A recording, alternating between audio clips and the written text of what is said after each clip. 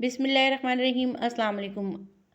आज रमज़ान स्पेशल में हम लेकर आए हैं जो चीज़ें हम सेव कर सकते हैं बना के, उन चीज़ों की तैयारी कर लेंगे और मिक्स पकोड़ा मसाला स्पेशल आपके लिए लेकर आए हैं आज।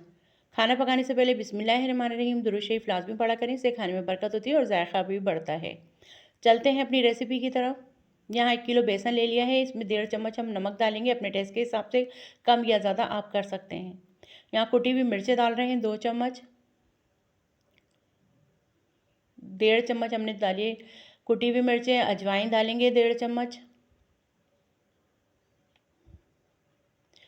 भुना हुआ कुटा हुआ धनिया है 2 चम्मच धनिया डालेंगे, भुना हुआ कुटा हुआ ज़ीरा 1.5 चम्मच डालेंगे,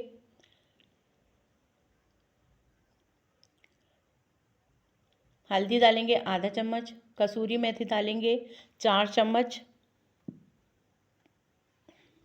या 4 चम्मच हमने। अब इन सब मसालों को मिक्स कर लेंगे और मिक्स करने के बाद इसे एक जार, टाइट जार में बंद करके रख देंगे और पूरे रमज़ान इस्तेमाल कर लेंगे। बहुत आसान रेसिपी है। पकोड़ा मिक्स मसाला बन के तैयार हो चुका है और बना लें एक दफ़ा और पूरे रमज़ान इस्तेमाल करें इसे। ना मसाला डालने की झंझट, ना ही कुछ करने की, बस जितना आपको ज़रूरत है उतना ही आप निकालें।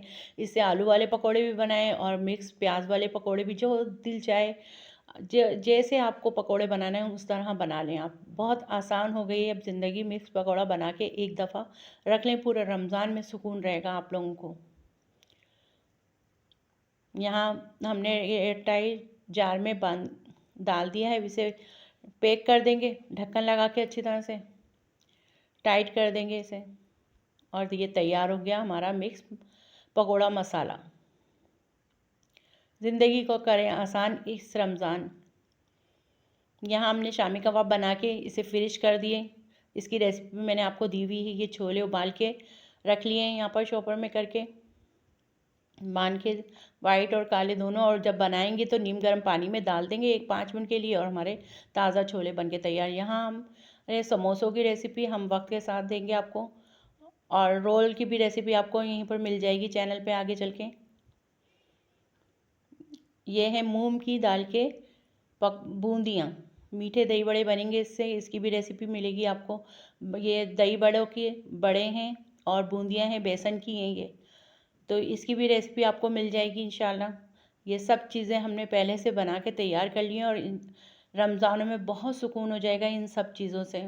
ये अगर पहले तैयार कर लेंगे तो आपको रमज़ान में ज़्यादा से ज़्यादा इबादत करने को टाइम मिलेगा, और कोई मेहमान अचानक आ जाए तो आप जल्दी से निकालें और बना लें, बहुत आसानी हो जाएगी इस रमज़ान में अगर आप ये सब काम वक्त से पहले करके रख लेते हैं तो।